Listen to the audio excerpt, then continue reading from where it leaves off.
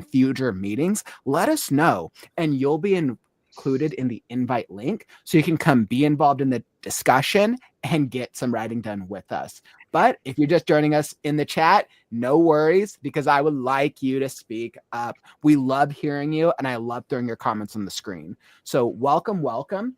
I'm Kaufman, and I'm on a mission to help the writers of the world with the process, lifestyle, and mindset that it takes to be an author. And that is me. 300 something streams. I'm like, I don't know, 300, but we'll get to 400 at some point. 400, 400, I don't know, 300 something streams, 390. We'll get there eventually. And that is me. Welcome. And I'd love to let everyone else introduce themselves. I'm playing around with this new box format today, so I think it's awesome. All right, so I'll kick it off to you. So I'm Chat Soul, and this is Crow, and he's joining as usual. Lately, I've kind of stepped away from my fan fictions to work on Shifting Flame and To Haven's Edge, and I'm working on another project kind of on the side that not entirely sure where it's going to go just yet. So I still have my mythology series thing I'm doing, but it's not much I can do with that one until I learn more about kids' books. So. Man, and your mythology, your wolf story was actually incredible. Anybody who missed the last critique show, which was 2 weekends ago, it was a really good read. Really, really good read. So highly recommend. Chat Soul, you also get our you get like the 30 gold stars for making all 30 meetings so far. So I just had to put that out there. My meetings went to spam, so I'm sorry about that.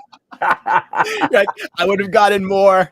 It's all the email's fault. If it weren't for your meddling emails. Don't forget the Nigerian prince. We got a Nigerian. Oh wow, yep. So it's all due to the Nigerian prince and email spam marketing. All right, I'm glad we know who to blame this week. Got it. All right, crazy. My name is root beer, and this is a skull. I know you can't tell, but it is a skull. That's my dude for my stuff.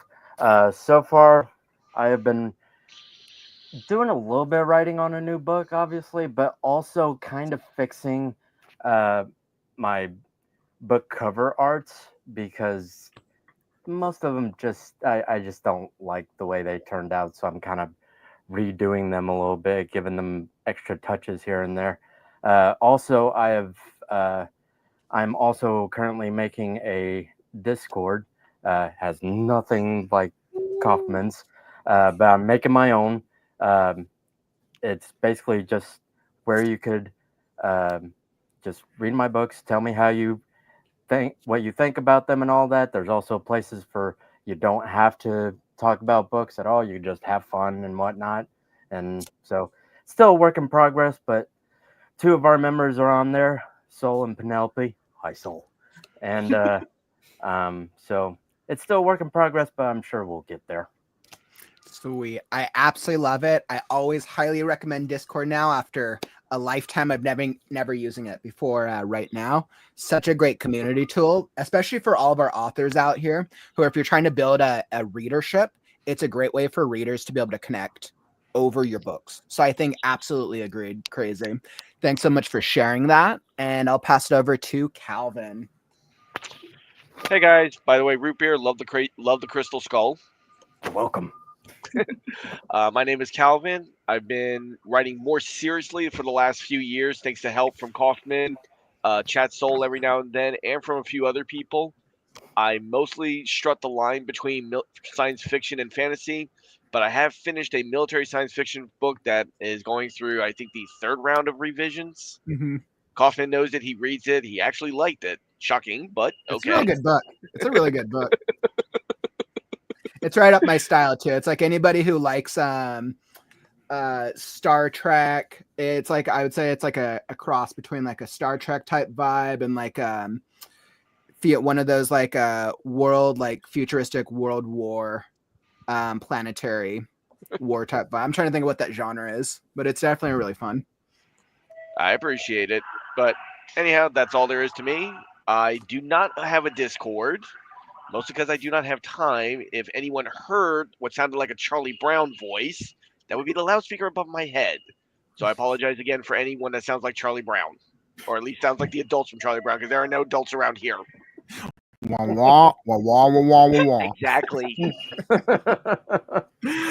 Awesome. All right. Thank you so much, Calvin. And Chris, I'll pass it over to you.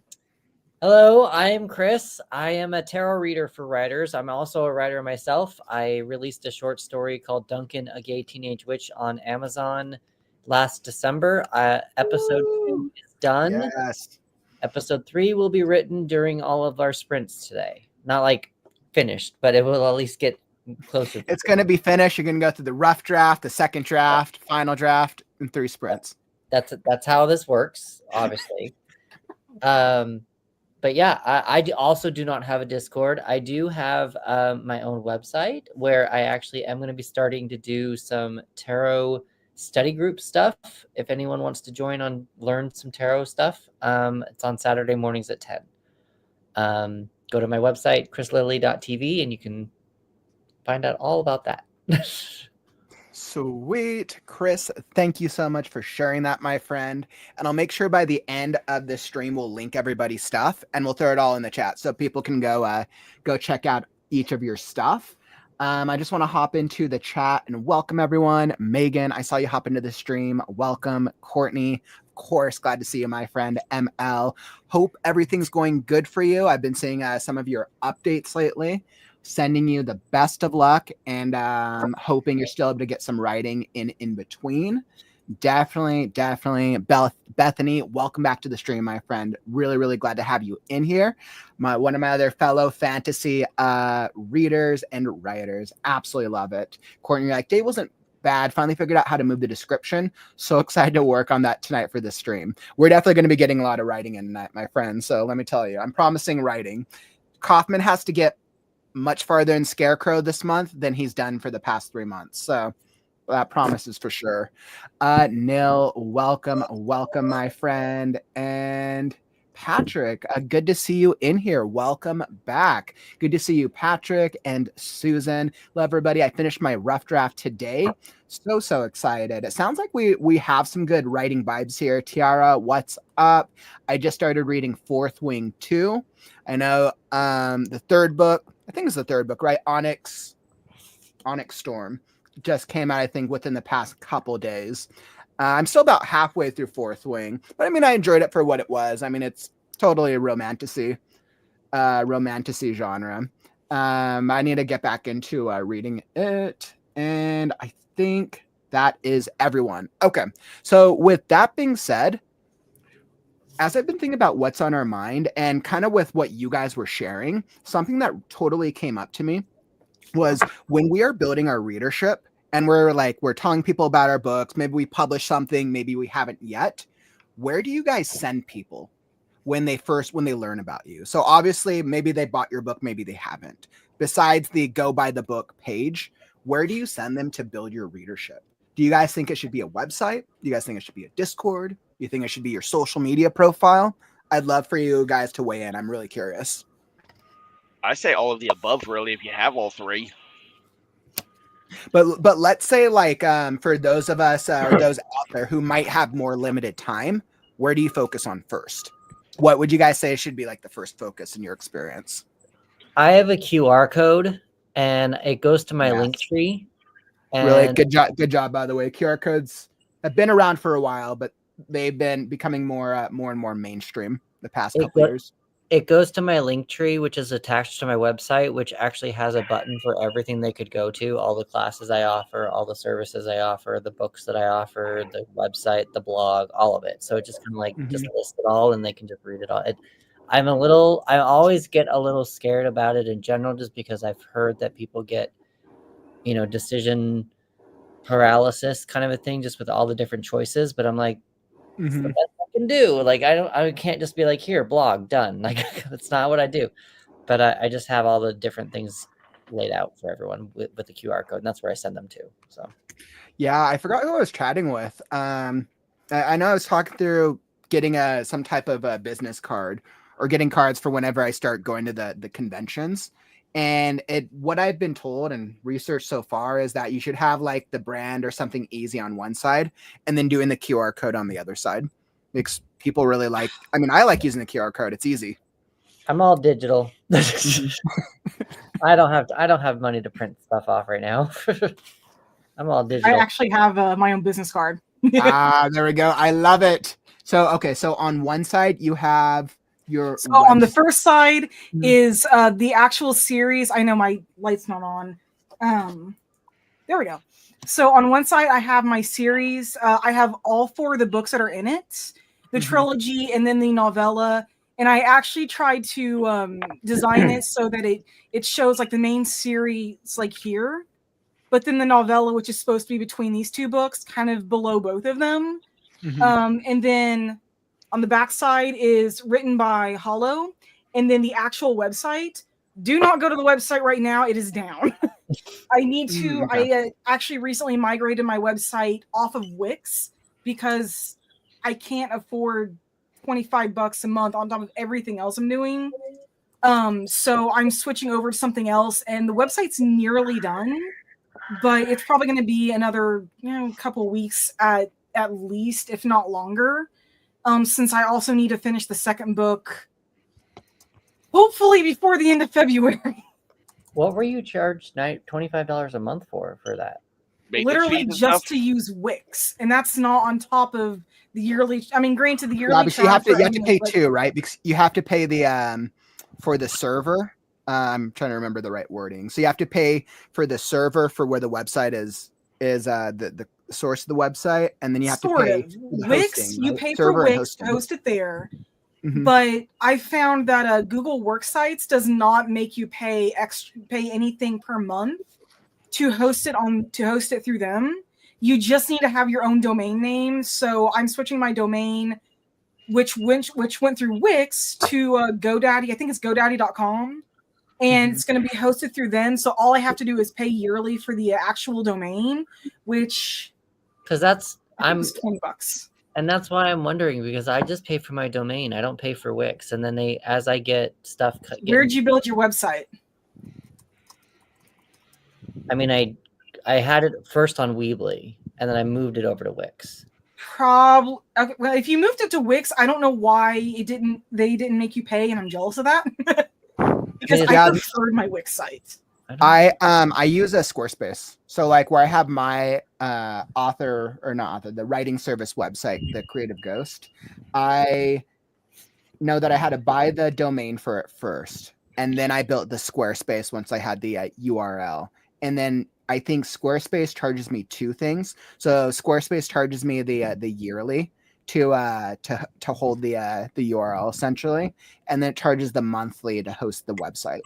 Because mine's not charged. I don't know. Mine website, good. but also every time that I get like something taken out, like I have a certain amount. Like I guess there is a lie. I guess I do pay a yearly fee to be able to have like a store on my thing, but and then they take out money every time a transaction happens, but I don't pay a monthly fee. So I don't know. Yeah, I mean usually I don't know stores where usually that stores went charge strange. extra. I mean that's interesting though. I mean maybe it's you're getting it cheaper, or maybe you paid like a one-time fee. How long have you had the site? 2 years? Longer than that? 3 years? What's it called, Weebly? Never mind that thought. No. I was on Wix. It was on Weebly before.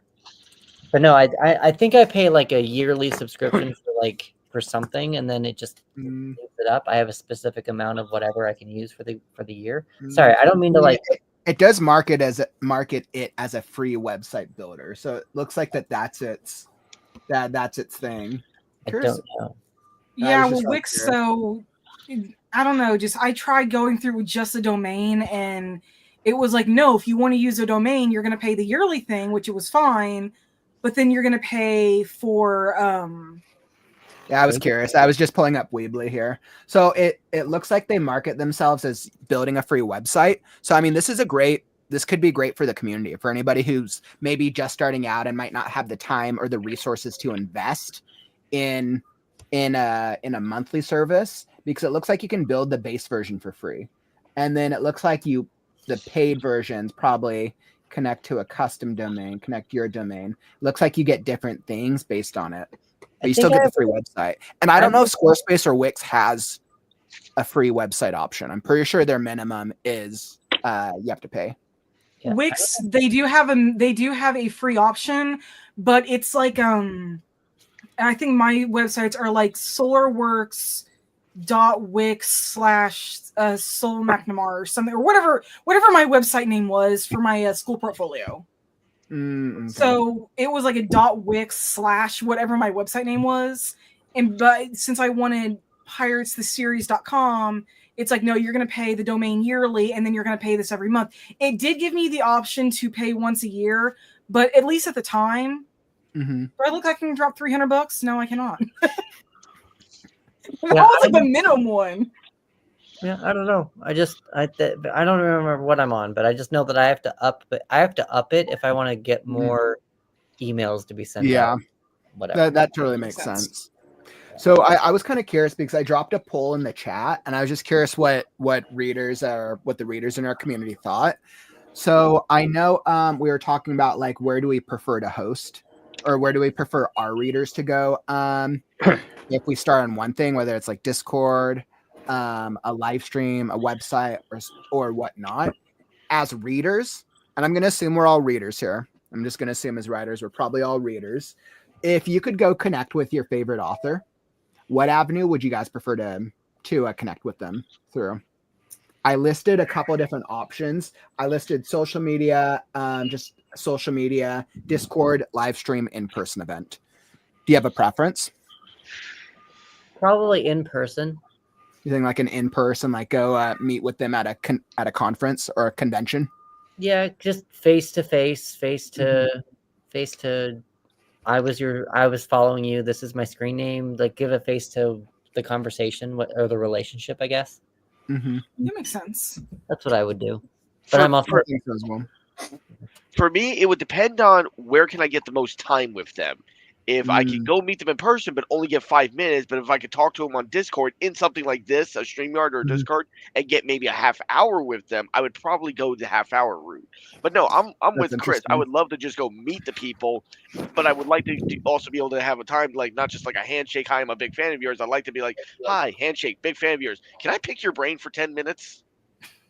See, at conventions, you just follow them around and you become a stalker. And then you find out where they're having breakfast at, and then you ask all those questions.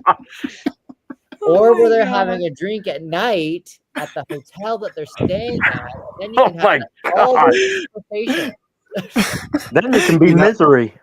You know, Chris, I wish that was a joke, but there's so many people out there who do that in this day and age. Yeah. I am not good at that. So crazy. For the record, I am not good at that. I am not. So just for the record, but just make sure to make it all look like a coincidence. The more of a coincidence it looks like, the less the cops will have to get involved. But I think that's interesting though, because a lot of times if we want to go connect with our favorite author at a conference, realistically, I mean, depending on how big their following is, it might be more limited time if there's a higher if there's a higher demand, right? But they also might have like, okay, go on their Discord, you might have more one-on-one time potentially. So that's actually really interesting. I really personally prefer the social media Discord route. For one, my social anxiety prevents me from going to a lot of conventions. My anxiety just gets way too high, even at Walmart. So there's no way I could handle a convention. But yeah, like Calvin said, just where's the most time going to be at? And even without my anxiety, well, if I'm at a convention, I'm not just going to be there for one person. I'm going to be there for whatever else is going on. And just seeing them is going to be like a big bonus. But I would much rather reach out to them and be like, hey, I'm a huge fan of yours. Do you think we could connect on Discord or through Facebook or something sometime and talk with them that way? Because that's a lot more feasible. And I think that's not just me. I think that's just people in general anymore. I think that I could see that. I could see that as being a little bit more common for a lot of people who might deal with like anxieties over in-person stuff. I could totally see that. And I think that is probably more common than we anticipate. Mhm. For someone like myself, like I want to be in the spotlight with people as much as possible. But that's just me. And I recognize, right, everyone's different. I don't know what my preference would be to connect with people. What if we flipped it? When you become the idol, how would you like to meet your constituents? Ooh, that's actually a good question. Very nice. Flip it. Actually, Chris, I guess for me, I should say, for me, not an if, a when. When I get to that place. I should have phrased it that way. In that case, does that make us all stalkers because we're kind of stalking Kaufman? He's got a point. Yes. Oh man, is it still considered stalking if I approve of it? Only after a certain point, because I'm sure we'll hit a certain point where you will not approve. Also, you invite us to these things. So That is I true, don't- and I You're work putting with that you, on yourself. Yeah. But like think about that. Would people like that in the community? Like I know with my long-term goals, I do plan to get into conventions, conferences, writing, anything, and it is my goal to do the speaking route because I do really want to do what I do on the videos, but then do them at conferences and conventions. That's what If I went to some of the bigger ones, would people in the community like that? If I was like, we'll do a meetup if anybody else wants to go to this conference. I would actually go as long as I had enough time to arrange a hotel room or just find someone to kind of crash with, whether they want me to crash with them or not. Yeah, I've totally seen that with like other communities before, where they will do like a meetup type deal. And then it also makes it easier. I mean, if you go to a conference or a convention by yourself, it's great. It is a lot of fun. But when you go with or meet with people who you have some type of familiarity with, it makes it a little easier. Mhm. It really does. To answer Chris's question though, for me personally, if I actually ever did somehow become that famous, and not because I shot someone, That's not why you became famous. Like, fingers crossed. I would probably actually prefer more to do like this because I tend to be more open when I'm not like face to face with people, because I feel like when you're face to face with people, they have their preconceptions, and then it's like you don't live up to my preconceptions, so now we're gonna judge. Now we're gonna spend the entire time judging you. Where it's like, I guess on this, I can be a little more funner. Funner is not a real word. You know, as writers, we make it words. We write good. This is true. If we were truly limited to the dictionary, we'd all be screwed by now. Mm-hmm. True. Also true. Ain't that the truth? And to answer both Kaufman and Chris's, yes, I'm just doing a double here. If it was, if I wanted to talk to an author or fans wanted to talk to me, I would think that for both of them, I would want to go with the whole social media thing, because to meet up with an author, it would be not. I don't have that much anxiety. It's just that there's no ride I have anyway, so it's kind of hard to get to places. And the same with if I were the author and fans wanted to meet me, it's the same thing where it would kind of be hard to get to wherever I needed to be, unless there's someone that could give me a ride to the place. By all means, I'll go. But if there's no ride, I can't go. And so I'll just go with the social media. Right. And I think that what were you going to say, Calvin? I was just going to say, start a GoFund. When you get that famous, start a GoFundMe for Uber. Yes. That's true. Well, actually, considering where Crazy lives, Uber may not really exist. The town where I live, just north of him, is barely bigger, and Uber does not exist here. True. Yay, small towns. I think, yeah, I'm trying to think about what I would do. I mean, I think my goals are a little unique in that once the revenue is at a place where it can be a little bit more sustainable, and then once I figured out the transportation side of it, I will start traveling more. So I mean, from like the live streams, you guys will see me working in more random coffee shops, right? That is my goal. Probably like more either later this year or more 2026 goal. But I know it's a little different for everyone. I know Courtney mentioned I want to connect with my readers online because in person I'm gonna be so nervous. I'm gonna be quiet, right? And I think this is actually a little common, right? Especially for authors or writers who just might get more like anxieties or dealing with like social anxieties. Could totally see that. Courtney and I, Kaufman, if you want to come to the Washington Renaissance Fair, I would brave that crowd for you. Aw, so sweet. I have friends. I have both friends and family in California, Oregon, and Washington. So all three of those, all the coastal states are much higher initial contenders for me for sure. I'll say, Chris, to answer yours. I honestly do kind of. I mean, I'm not saying this like in a "oh my god, I know I'm this good" kind of way, but I know for either my game company or my books, when I actually do get known in either one, I know I'm going to be doing some like in-person things because like, gamer conventions, like for indie gamers and whatnot. And I am planning on going to the convention in April for the Comic-Con if I can. But that was the one you did last year where people were coming to you while you were Yep. drawing, right? Yep. I'm actually going to be doing that again this year. Whether Shifting Flame is done or not, I am going to be going regardless. I'm just trying to get the physical copy of Burning Ember finished. And hopefully I will have that ready maybe within 2 to 3 weeks. And I'll announce that in Discord when the physical copy is ready, because I know there's been, I think, 1 or 2 people that have been kind of wanting that.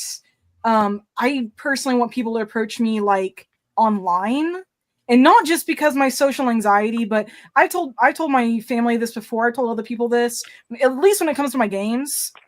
I don't care if you know my face. I don't care if you even know my name. I want you to know what I did. I do not care if you know me or not.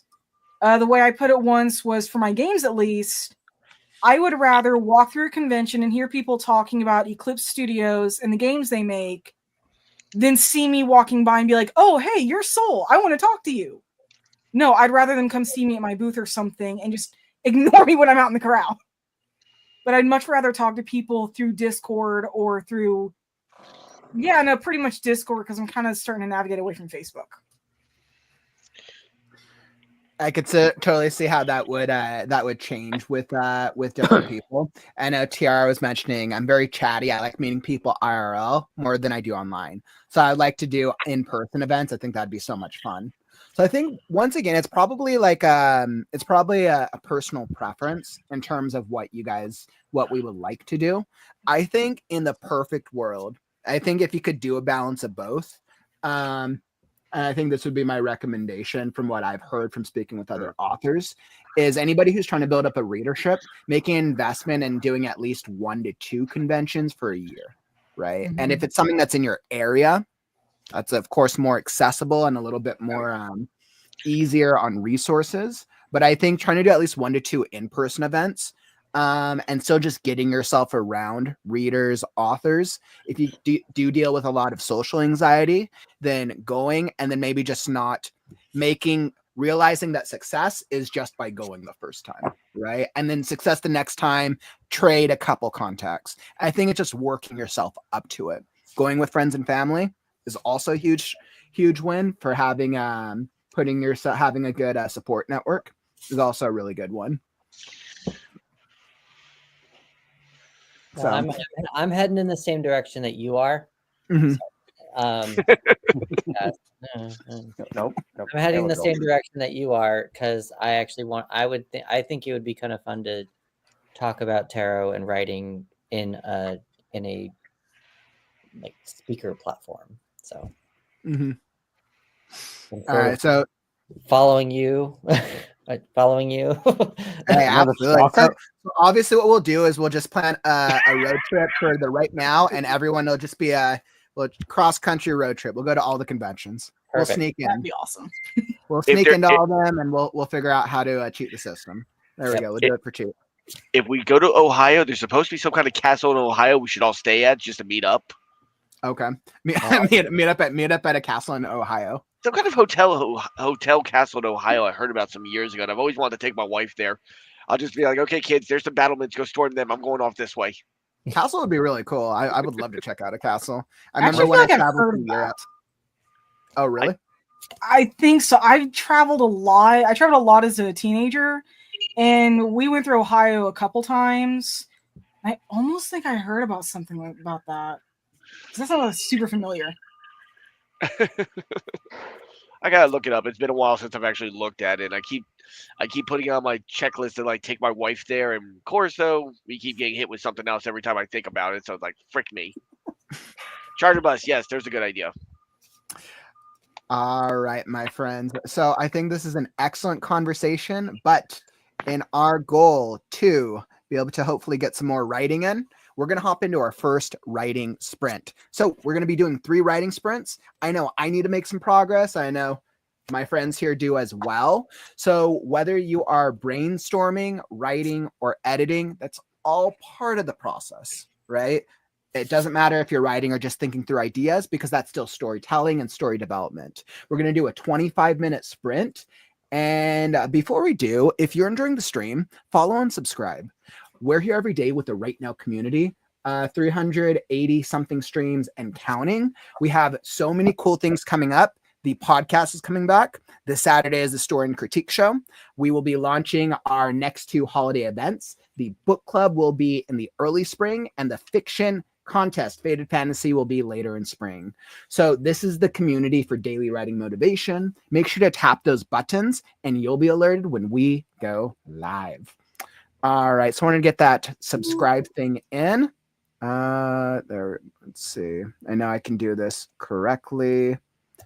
All right, perfect. So I will throw on the music. We got 25 minutes on the clock. We'll have a brief break after to chat about our writing. And I am all ready. I hope you guys are. So at 25 minutes, it's time to write now.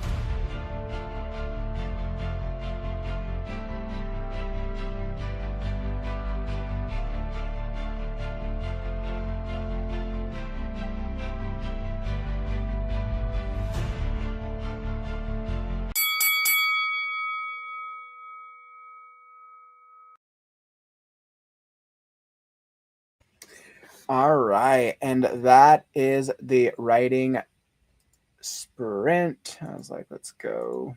Maybe it'll let me break. All right, there we go. How did that writing sprint treat the rest of you guys? Hopefully able to make some progress that time. I was like, I feel like it was pretty good for me. I was like, I feel like for myself, I think I got a good start. It's interesting because whenever I start the writing process for the day, I feel like I have to spend the first like 10 minutes kind of reviewing part of what I had written last time, and that always gets me back into the story. Yep, I do that too. Mm-hmm. The problem that I'm running in with mine is I'm writing Duncan's first kiss right now, Mm-hmm. and he's 13, and I have to make sure it's not spicy. So I'm trying to make it as innocent as possible, but also Duncan can't kiss a mortal for the first time, so he's actually kind of been avoiding kissing his first boyfriend. So it's like hitting some relationship stuff that's like adultish, but it's like not. It's like so I have to like I have a fine line that I'm trying to like not cross. Mm-hmm. And so that's what I'm a little that's where I'm at. So definitely sounds a little challenging. I wish I could offer up some advice, but I don't think that's my area at all. All good. I think I figured it out better this time, but because it was getting before, I think it was a little hotter in a previous version, but I think I've been able to dumb it down a little bit, but it's still just they're also 13. Like they're very like 13-year-olds are very smart these days, so it's like it doesn't need to be like they're 6. I don't know. So bit by bit. How about the rest of you guys? Any luck? Yeah, I'm actually getting to the first major confrontation into Haven's Edge. And I have been waiting to get to this point because it just goes like from this almost like domestic scene to holy crap, what is going on? It is gonna be insane. Even for stuff that I've written, it's actually supposed to be like really bad. Well, it sounds like you're on a fun part. I mean, both of you guys sounds like you're on great parts of the story, which is a huge plus. Crazy, Calvin. Were you guys able to get anything in? I'm doing some of the rewrites on the sneak attack at Tyrus, so nice. I took your advice and I took out the first part, so no one will know it's coming. No one will actually know it's coming until it's too late. And then you're stuck reading the entire chapter. Love it. Love it.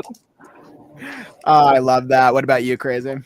Didn't really write much right now. I'm still kind of fixing some of the book covers, and so far it's being a real female dog to me right now.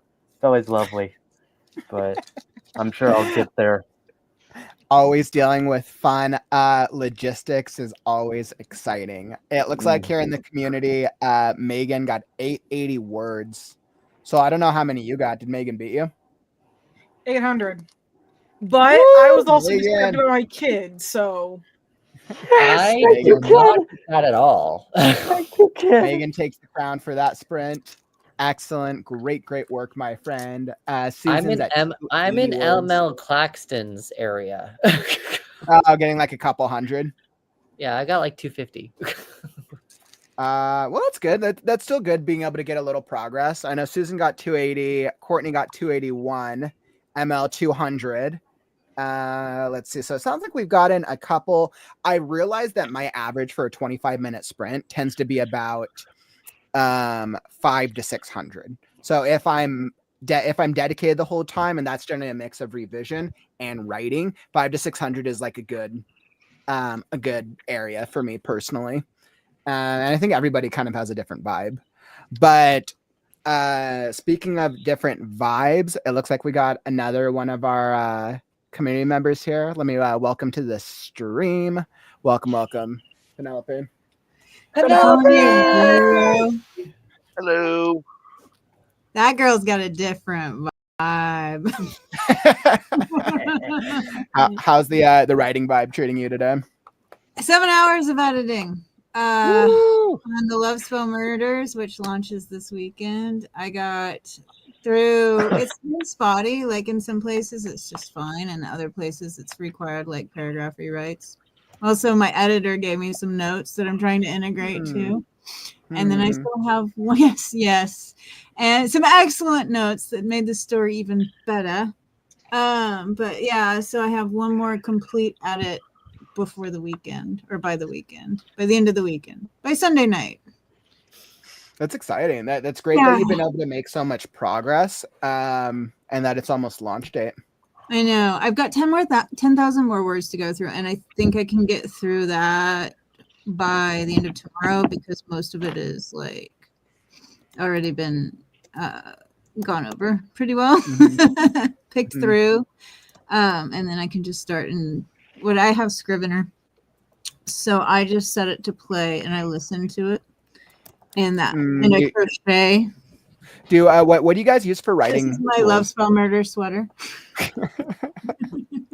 So you use Scrivener for all your writing?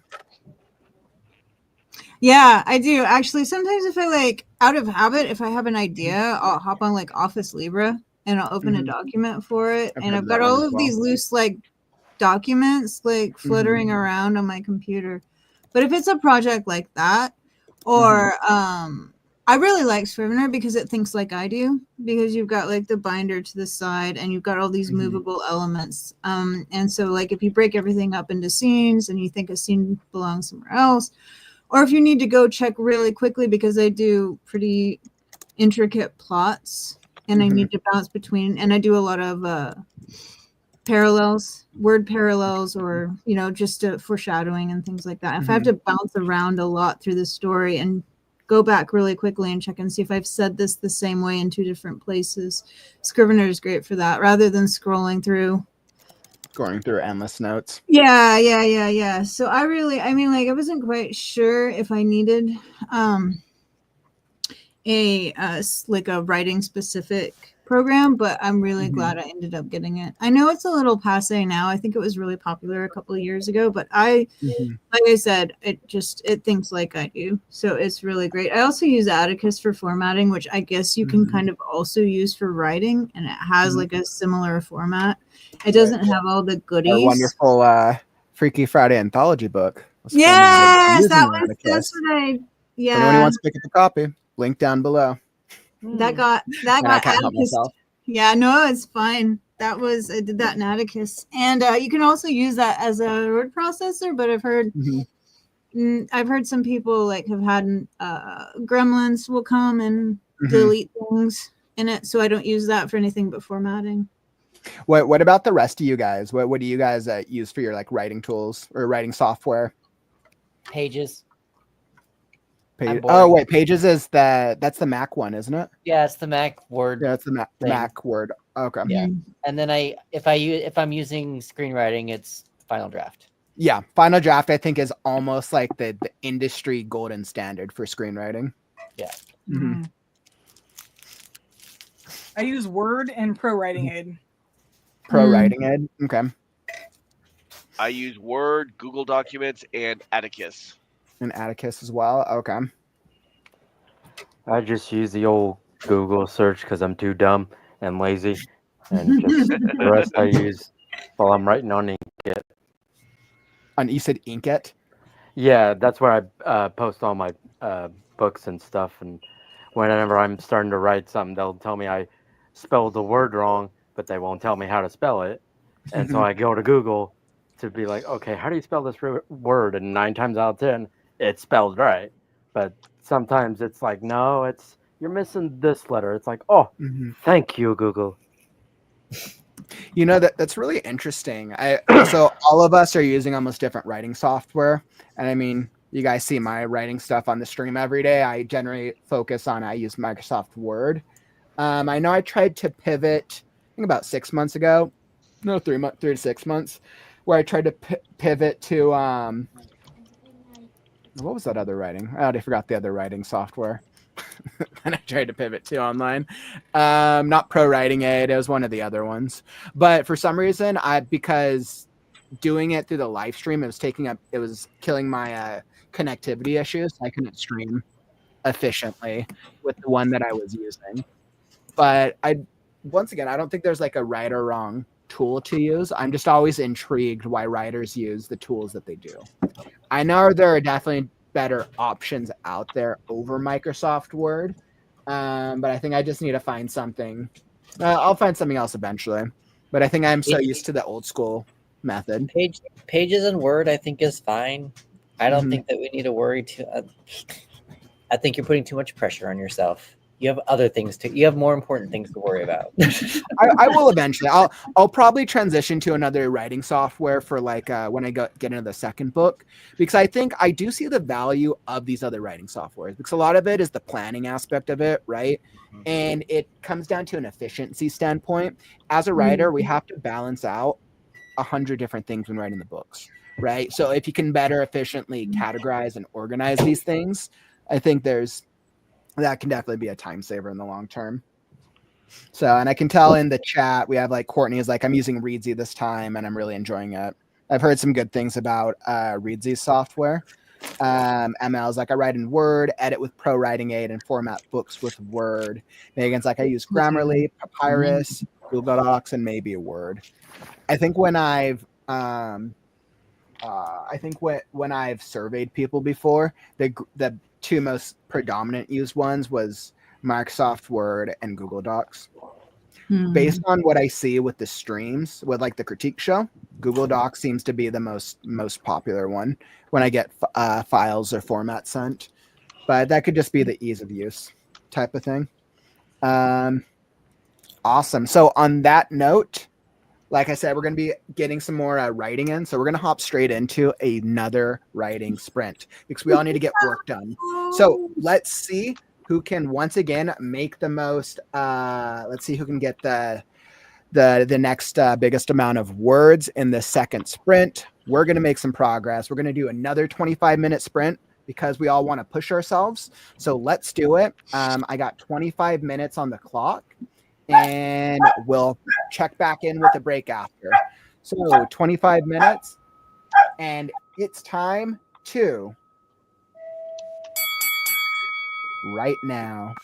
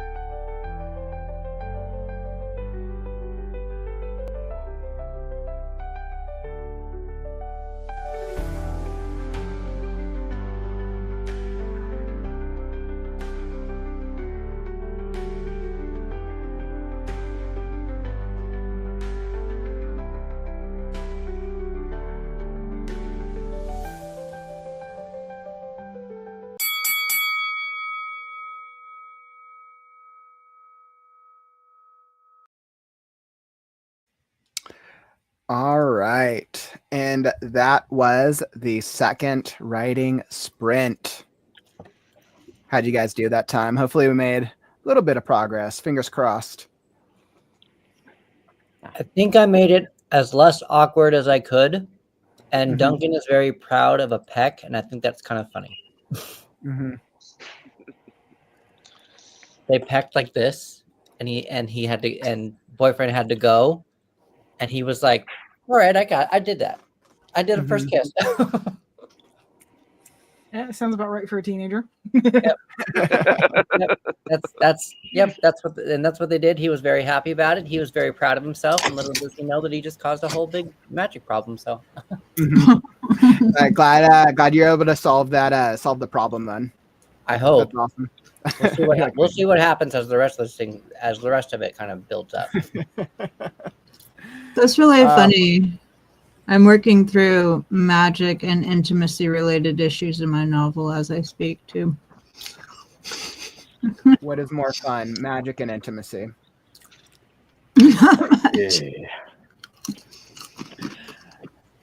Oh man, I was like, what? I was like, I don't even know what I'm working on. No, I'm working on this like downtime scene. Originally, I had the characters leave.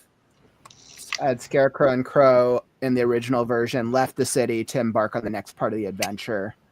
But now I kind of have them taking like a breather before embarking on the next part of this adventure to kind of let them kind of like, I don't know. It's to give a recap. I realized I needed to show them understanding, agreeing to go to on the journey, and then understanding everything that just happened. So I'm having one of those like resting, those kind of like, it's like calm, dramatic moment. Those are always fun.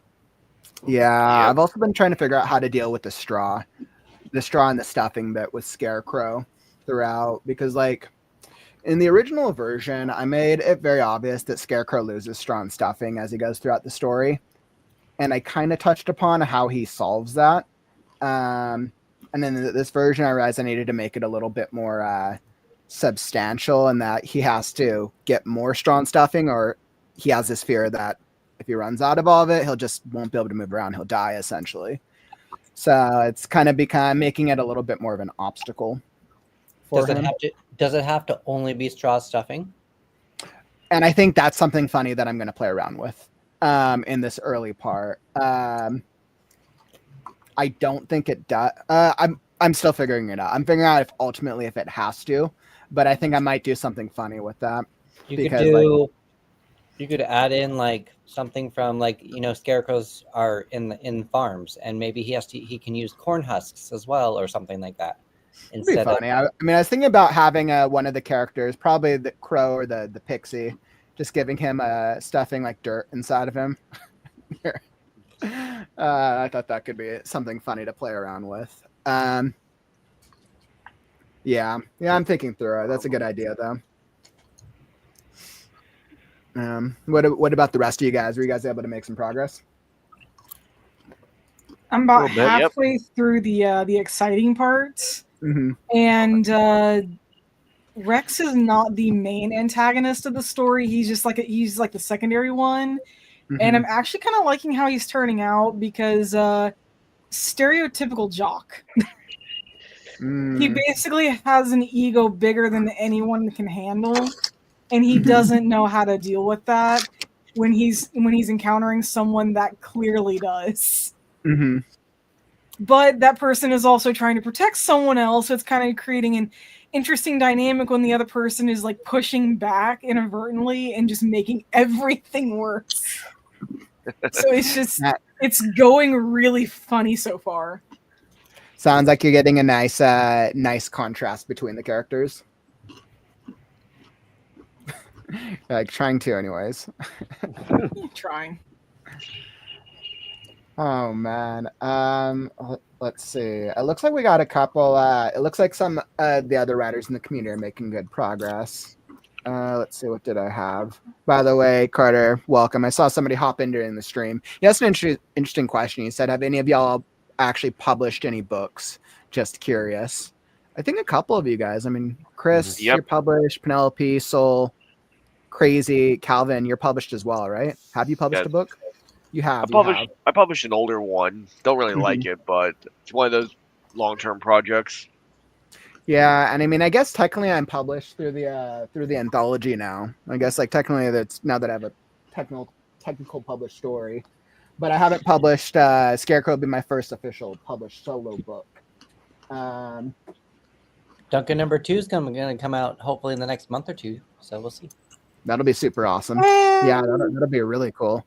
And but I mean, I guess it's interesting what people consider define an author, and I think the greater community out there considers an author to be a published author, and author being I have a published book. But what about if you want to write a book, but you don't want to publish it, but you write a book? Does that make you any less an author? And that's something that I've kind of thought through before as well. I've written for 25 years, but I haven't officially published something as a solo title. So does that make me any less of an author? By a lot of standards, yes. After almost 300 or 400 streams of writing streams, does that make me any less of an author? I don't know. But I think the credibility aspect will get added whenever I publish Scarecrow. You know, I've been thinking a lot about some of these things too, like these, what do people consider what? And there are liberties with some of these things, but I'm gonna say something that might, I don't know, we'll see if something upsets some people. You do you. If you think you're a writer, if you think you're an author, go for it. Whether or not you're good or not, that's a whole different story. But we're in a world right now where we're bombarded with so many different messages and so many different how-tos and what's and what you should be and who you should be doing and how you should be doing it and whatnot. Like, I'm approaching a lot of my stuff from my life a lot more holistically lately. And I'm just like, if I can have a happy life and just live in my own little world and just be okay with that, super cool. And if I'm like, that's just kind of that's my own opinion. I don't know if that's and that's not fleshed out, but it's food for thought. You do you. I agree with that. One of the things that I've noticed, like I totally like, if you want to write whatever you want. Don't worry about like, things. Stuff. Anything that like any form of self-expression should not, first of all, doesn't make you feel good. Second of all, considerations for other people. That having been said, one of the things that I keep running into is this idea of a published author. And like a lot of people that are publishing, there's like standards have changed in the last 5 years, I think, simply because more people are able to write a book and put it out on, like, say, Amazon without any sort of checks for grammar or punctuation or formatting. And I know that there's a lot of readers that are frustrated with the caliber of published works that are out there being. I think that's because it costs money to go through the publishing process, right? If you go to a Vanity Fair. I mean, you can do. I mean, I'm not saying don't publish your book if you don't think it's ready, but there's just self-publishing has made it more accessible, right? So before, when it was gatekept by the main publishing houses, right, they had to go through all the process because that's a bigger thing. But now I can self-publish regardless of where I think the quality is, and I could edit it myself and say, oh, it was edited, because I work a full-time job and I don't have enough money to pay an extra $1,000 for an editor, or a couple thousand. So I think it kind of creates that it's almost it's a low quality edited work that's not edited correctly has saturated the market with work that has been edited correctly. And then that the self-publishing market is just, it creates this very like wide extreme. It's so uneven. It's so uneven. And it's like, I'm not saying like, if you want to write, publish your book, that's fine. But the problem becomes like, I mean, like, I think that if you're going to go to the trouble of, like, I printed my books out. Like, I went, I skipped the whole Amazon deal and I went straight to a print. And once you print it out, there's not like I purchased 25 copies. Mhm. Once you print it out, you can't fix any typos on that print, you know, on that run. And I feel like that set the standard for me. If I wouldn't print out of my own pocket Mhm. 25 copies of this book, then it's not done yet. Mhm. So, I mean, that's how I kind of feel about it. Mhm. And I know that, you know, and I love that. And I really love that publishing is available for people, because there's a lot of people out there who are writing who would not be traditionally published, who are amazing authors. Mhm. But I I would agree like with to that. read. Mhm. Or, you know, people who just like, you get a lot of pride out of publishing your own book. I just Mhm. think that unfortunately there's a fluctuation of a lot of people who are just kind of hobbyists, maybe. I don't know. They're just, the standards are kind of fluctuating a lot. And I think that expectations are lowering for like language and use of language and use of more literary type, because I'm more literary. I like to play with language. I like to do cool, weird, experimental stuff with it. And I'm finding it like harder and harder. It seems like to read things that are coming out just don't have that. It's very straightforward. A lot of the language used for a lot of like mainstream books that are become very popular is a lot more simpler language. Yeah, and I don't know. I think if you're going to play with an art form, play with it. Like language is an art form. I'm not flipping anybody off. But like, you know, I just want to see, like, for myself, what I like to read. People like to read straightforward stuff. People like to write straightforward stuff. That's fine. But as an art form, I'd like to see it. I'd like to see more people engaging with it in terms of craft. Well, because that's what makes it fun. Like, it is so much fun to say weird things in really cool ways that blow people's mind. That's been my experience. So It's interesting. I know in the chat, Michael was saying, I have 2 published books and 2 more coming this year. I do not feel authentically an author. I haven't sold 100 books yet. Right. And I think there's that, that's just another interesting ideology, right? So I might have a published book, but if I haven't sold very many copies yet outside of my friends and family, do I feel legitimate or not? And I don't know. I think that I've depends sold on. none of mine, and I feel like I'm an author. There you go. I sold 2, and I'm an author. And one of them was my parents. I think that kind of goes. Anybody in the anthology, I'm pretty sure that we've sold about 50 copies so far. So anybody who's in the Freaky Friday anthology, we've sold about 50 copies of it between the ebook and the paperback. So I'm planning a stream next month for the anthology stuff, but FYI. So Penelope, as she was talking, she said that when you have a book and you've printed it, you can't change it. Right. You can't at least change that copy. And the question that I was going to actually pose is, when is art actually ever done? Never. It's just abandoned, right? I mean, then it just becomes then if you redo it, it becomes a second edition, right?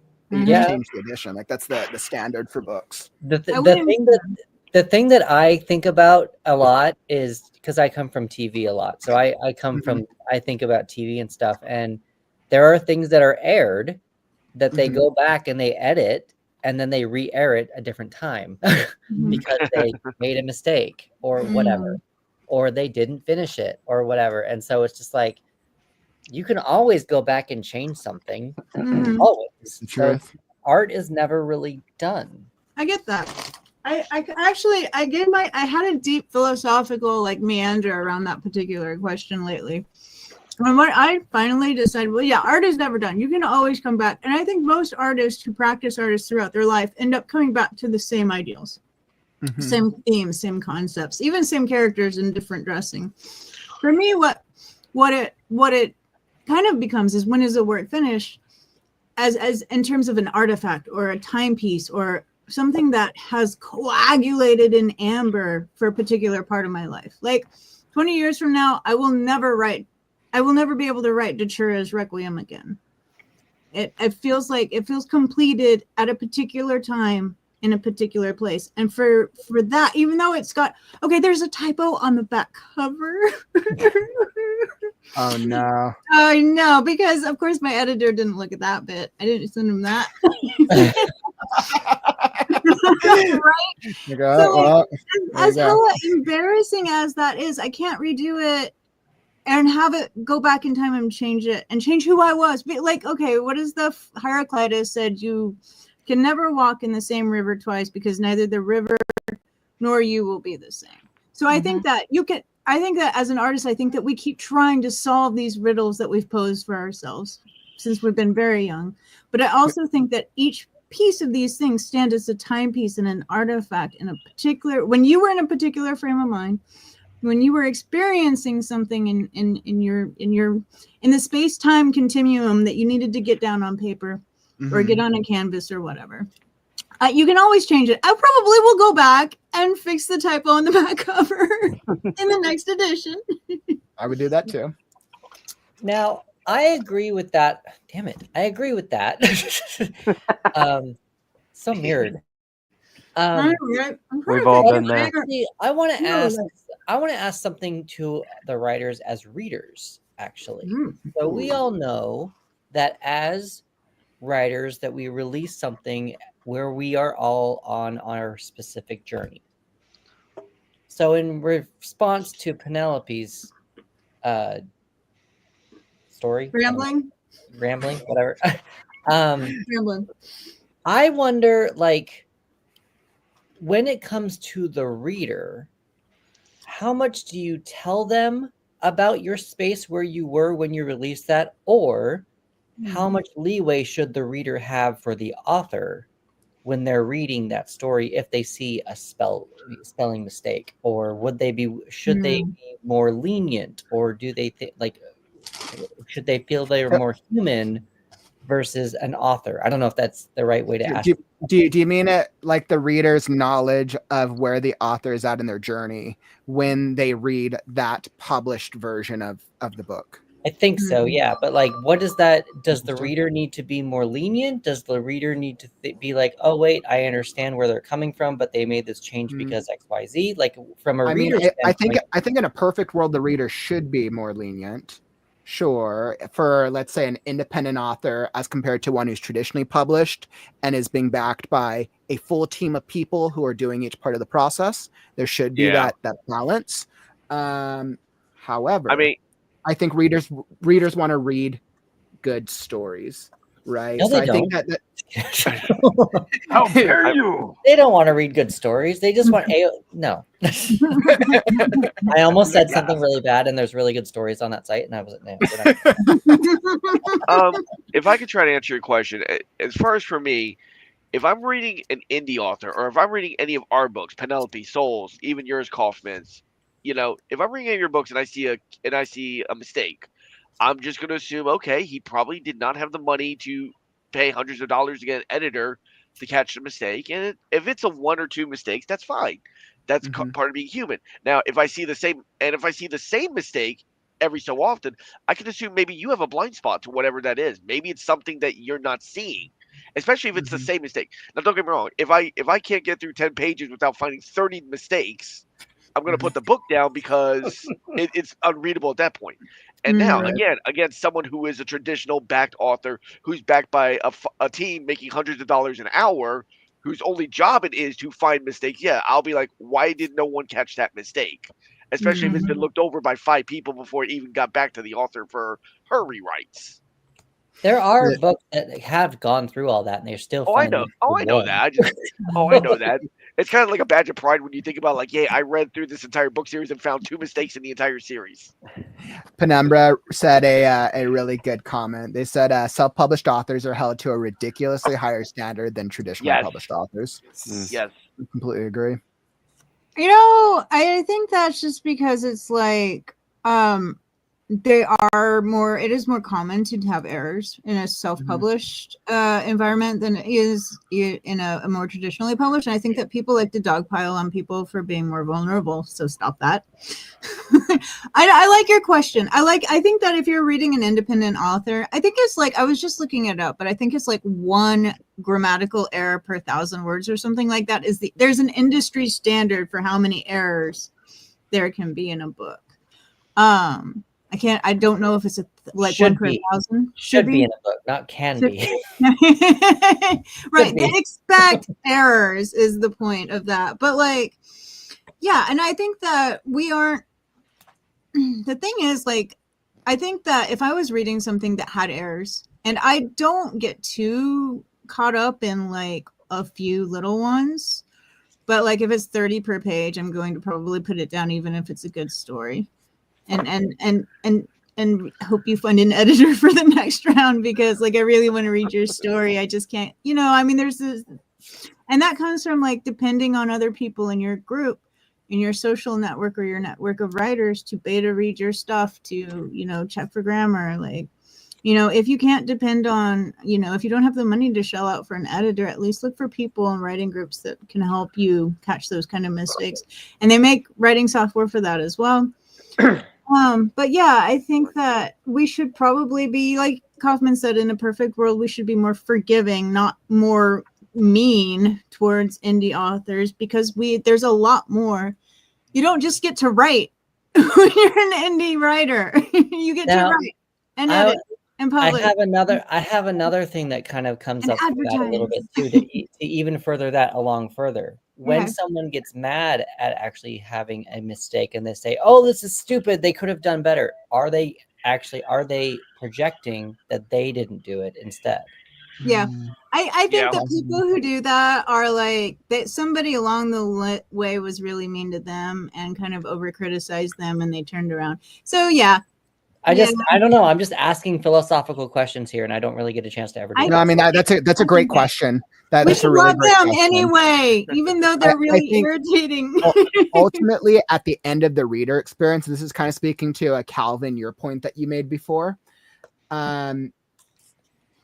Readers want a good story, and anything that we do that detracts from delivering a good story, whether it's a storytelling element or whether it's a grammatical error, every single time a reader catches it, it chance pulling them out of the present moment of the story.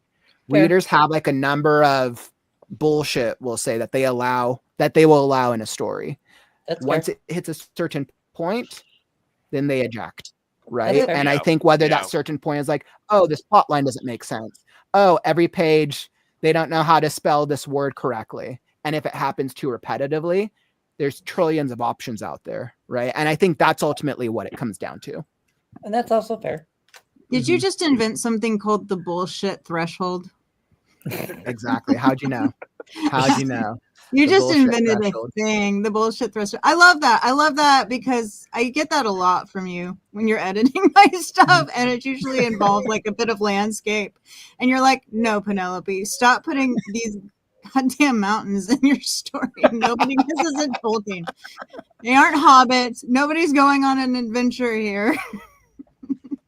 But I mean, it totally happens that happens to most writers, because we're trying to, when we're writing our stories, we're trying to paint a picture of what we want the reader to experience. And in our mind, that makes sense. For them to understand this moment, they need to understand what the characters look like, what the background looks like, what the thing looks like, while also balancing the plot, the dialogue, and everything. But then when we pull back, which is why editing is essential, when we pull back, a lot of those things aren't necessary to the reader understanding the plot and what's going on. I agree with that.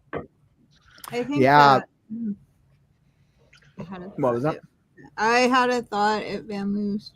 No. I think that like as a writer, like your number one mantra, your number one concern has to be how the story.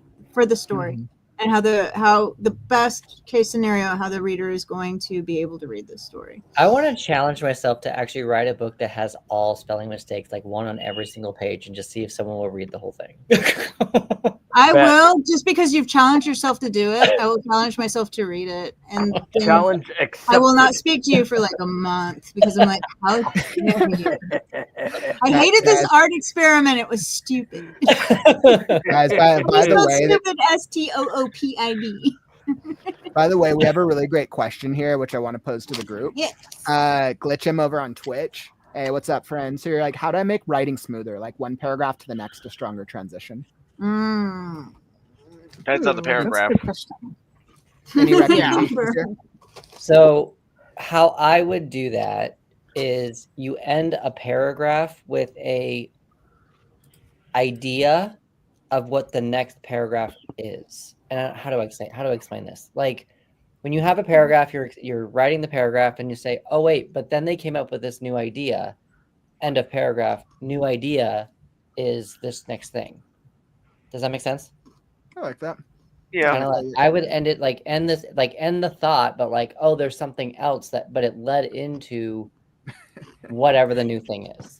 Here's what Glitchum said. Chris, that's what I do normally. There's a reason my editors say it's like a war zone. What about the rest of you guys? Anything come to mind? I mean, I've always done what Chris is kind of doing. I've used the previous paragraph to set up the next paragraph. Mhm. And you've always said my transitions are generally pretty good. You know, Glitch, something that makes me think that, and I think it's hard for us to really diagnose without more context, but my guess is it might be less the problem might be less contingent on a structural level. It could be that the problem's more related to plot, to maybe one of the storytelling elements. It could be a lack of clarity with plot, character development, or world building, as compared to a sentence by sentence structure level. Because I think that's the standard for paragraph structures tends to be beginning, middle, end. How do you tie in the end of this paragraph into the next one? And if the reader's getting confused, or if your editor is saying, hey, that doesn't work, I think, Glitchum, if I were in your position, I would ask the editor specifically why don't the transitions work? Is it because the editor is getting lost? Is it the word count? Or is it the word choice? It could be so many different things. Wait, where was the comment? The original one. Yeah, the original one. Like how to make Mary smooth. The reason why I was asking is because I was wondering what transition, if there was a specific transition they were looking for, and they said paragraph. So that's what I was.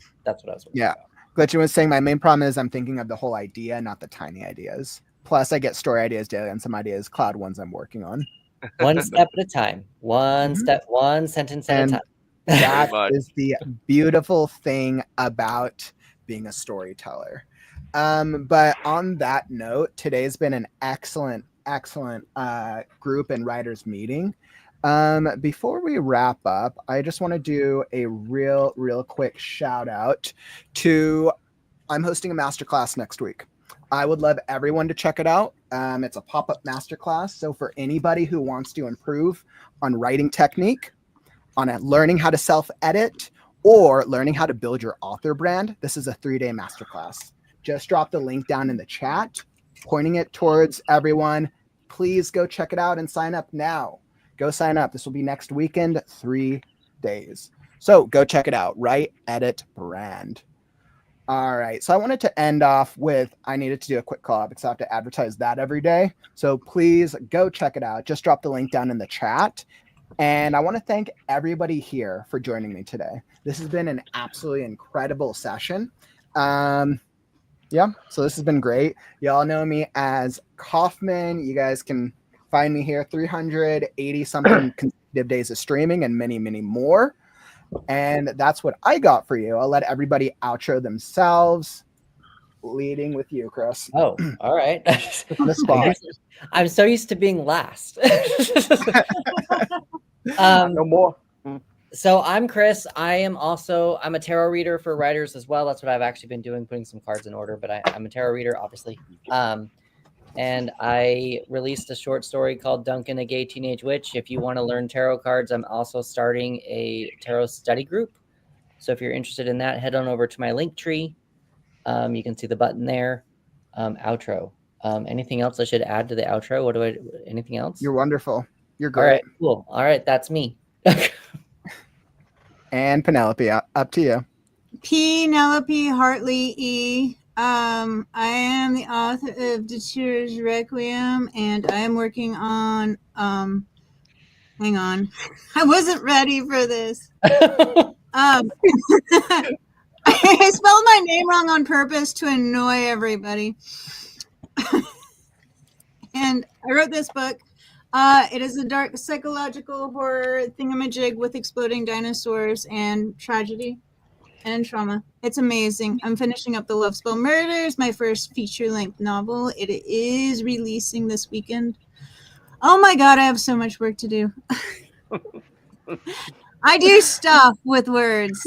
Stop. I'm gonna go find my link. Somebody please rescue me. Thank you. All right, so it's up to you. So, Chat Soul, this is my little business card for Pirates of Series. I'm gonna be posting my links for my Discord because I actually have an author Discord for Hollow. So if people actually like want to come in and ask questions about my series and get some updates through that, please check it out. Yeah, I didn't say that before. I didn't know we were going to be talking about our Discords.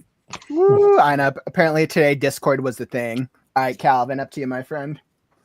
Again, I'm Calvin. I write military science fiction. Want to thank you all for joining us. I do not have a Discord right now. Maybe sometime I'll eventually set it up. Maybe. But I do post most of my book on Story Novel, on Mega Novel.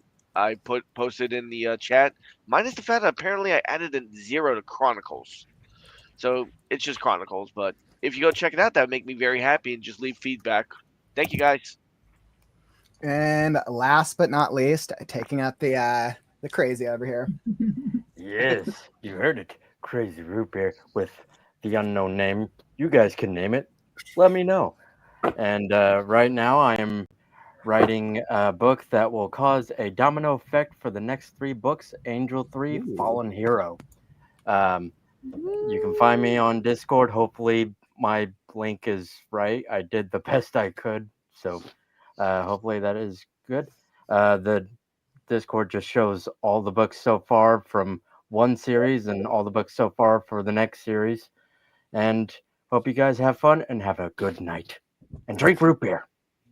Excellent. Thank you all so much for joining me today. For those of you who don't know, I'll be back tomorrow with a daily writing stream, 2 p.m. Pacific, 2, 3, 4, 5 p.m. Eastern, for some more writing sprints and writing motivation. Make sure that if you want feedback on your story, this Saturday is the next excerpt of the Story and Critique Show. Submit down in the YouTube description now if you want feedback on it.